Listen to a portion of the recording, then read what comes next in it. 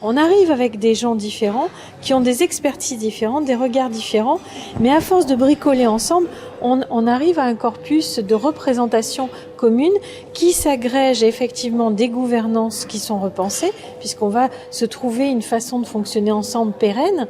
Et là, on a vu que sur les 15 ans qui viennent de passer, on a quand même beaucoup eu notre ego qui a été mis à mal, quoi. Et là, enfin, on fait primer le bien commun et enfin, on fait primer le vivant pour dire on va dépasser ça pour arriver à coopérer et à réussir. Et on a de la même façon plein d'organisations qui sont ce qu'on appelle le no-management, le management latéral, le management organique, l'entreprise libérée, ça n'a pas encore trouvé son nom, tout ça, mais on a des formes d'organisation dans des entreprises ou dans des régions, la démocratie participative, etc. Surtout en Amérique latine, d'ailleurs, c'est là où c'est le plus innovant en termes de nouvelles formes démocratiques.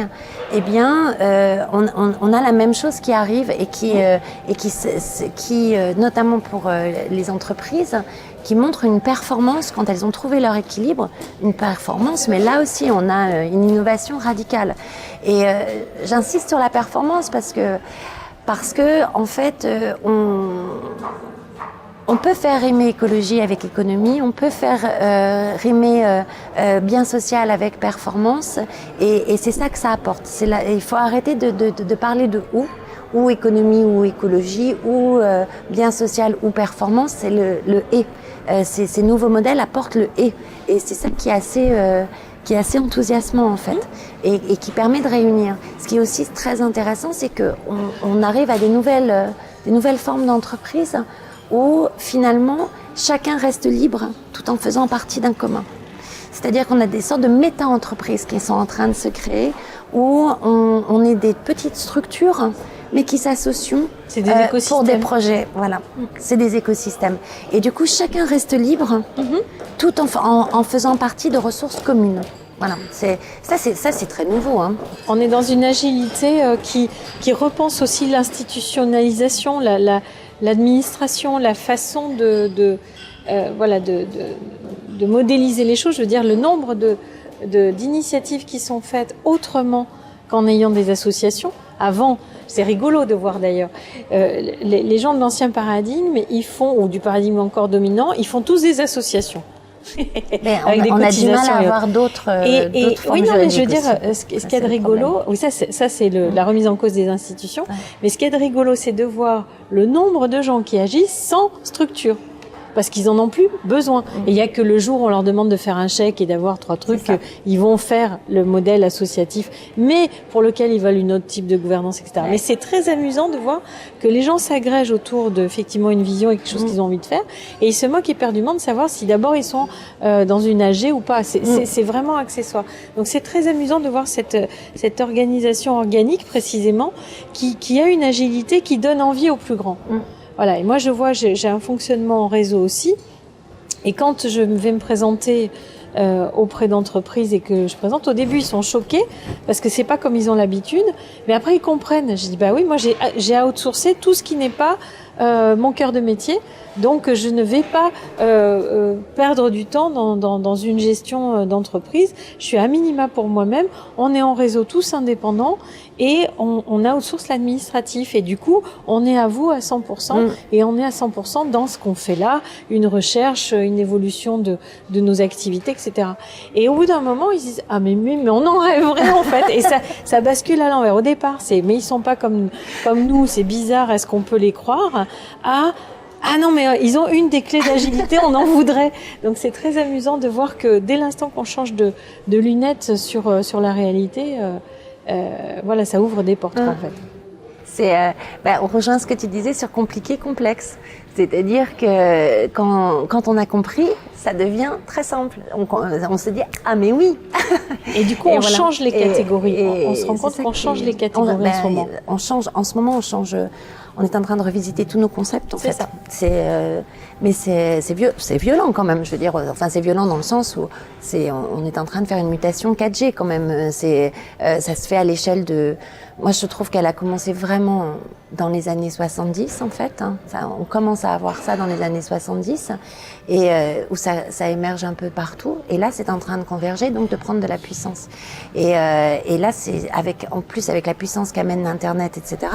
On est en train d'aller très très vite, d'aller très très vite. Et est-ce qu'on ira assez vite par rapport aux enjeux écologiques, c'est toute la question. Mais moi, je trouve qu'on va quand même très très vite.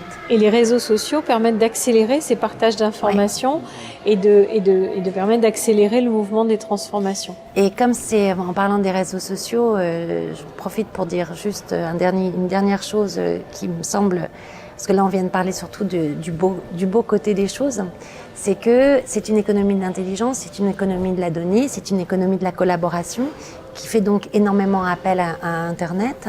Et ce qu'on est en train de voir justement, c'est il est en train d'émerger un capitalisme de l'intelligence, un capitalisme de la donnée, avec des géants qui ont accès à nos données, alors que nous, on n'a pas accès comme ça à l'ensemble des données. Je pense à des Google, des Facebook, voilà, les très grands de l'Internet, mais qu'on retrouve aussi dans le brevetage du vivant, qui vont aussi s'approprier comme ça l'intelligence du vivant. Et ces sociétés-là ne redistribuent pas la richesse. C'est-à-dire qu'elles nous permettent de communiquer. Donc on a une vraie rentabilité sociale, on a des vraies plus-values sociales, et tout ce qui émerge n'émergera pas aussi facilement, je pense, sans ça.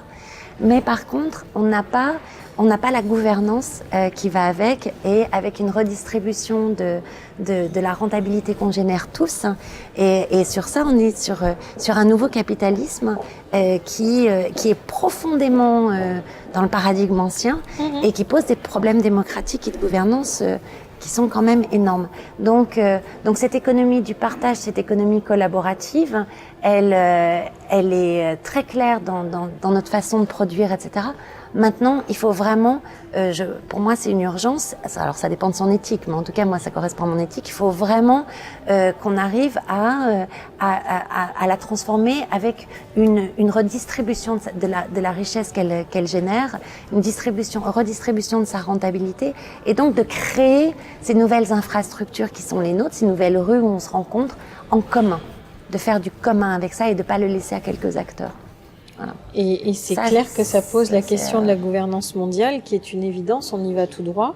Elle est déjà existante sur un certain nombre d'éléments, mais c'est une évidence, on ne peut plus gérer des problématiques qui sont mondiales en ayant quelque chose qui ne l'est pas, sauf que pour ça, il nous faudrait, il faut une gouvernance qui corresponde à un paradigme ou à un autre. Et pour l'instant, on a un paradigme dominant qui va produire sa gouvernance mondiale et qui ne répond pas aux vivants. On est toujours dans la même discussion. Donc, comme là, le fait politique est en train de vraiment se réapproprier, enfin les citoyens se le réapproprient clairement parce qu'ils voient bien que ça dérive trop.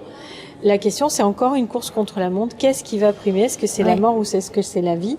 Moi, je suis assez confiante qu'on bricole tellement qu'on va sans doute trouver quelque chose entre les deux. Et comme il y a de plus en plus d'acteurs qui s'y mettent, quelque chose va émerger dont on n'a sans doute pas encore l'image maintenant. Je crois aussi qu'il y a une troisième voie, c'est-à-dire qu'entre la gouvernance mondiale qui est très centralisée, très pyramidale, qui est pas peu écosystémique, et une gouvernance, mais qui en même temps est nécessaire. Donc voilà. Et le non-gouvernance, d'une société très éclatée comme ce qui se passe quand même aussi aujourd'hui. Il y a cette troisième voie qui émerge, qui est ces sortes de gouvernance mouvante, collaborative, parce que ce qu'on voit dans la nouvelle économie, c'est que chacun est à la fois peut devenir producteur, investisseur, consommateur. Toutes les frontières se brouillent en fait. Donc on a ces formes de gouvernance qui sont là encore à la fois mouvantes en écosystème, où à la fois chacun est libre mais fait partie d'un commun. Et on l'a pas encore trouvé ça, mais on sent que ça grouille ça bricole comme tu dis. Et c'est quand même extraordinaire de voir ce qu'on a construit en 15 ans. Ah moi je suis épatée ça. Donc ça va excessivement vite. Donc je pense que si, on n'a pas idée de ce qu'on sera dans 15 ans, mais il y a de fortes chances qu'on soit à des années-lumière de là où on en est aujourd'hui, quoi. Et tout ce qu'on a détruit, on l'a détruit majoritairement en 50 ans sans le savoir. Donc, qu'est-ce qu'on peut construire en le sachant, quoi. Et avec Internet aujourd'hui. Ouais. Si on envisageait un mot de la fin, qu'est-ce que tu dirais pour conclure? Qu'est-ce qui serait le plus précieux comme message à partager? Qu'il faut qu'on ait vraiment un changement de voie possible et qu'aujourd'hui ça dépend de nous tous d'y croire et de l'accepter et de faire le choix en fait. Voilà. C'est tout ce dont on parle, ça ne vient pas spécialement en concurrence, notamment au niveau local, mais par contre ça se choisit. Cette nouvelle économie, ces nouveaux paradigmes, ils se choisissent. Et une fois qu'on les a choisis, on peut les mettre en œuvre, on peut les appliquer. Et tout ça, tout ça n'est pas non plus une volonté qui vient d'en haut. Ça se fait nécessairement en collaboration avec les autres.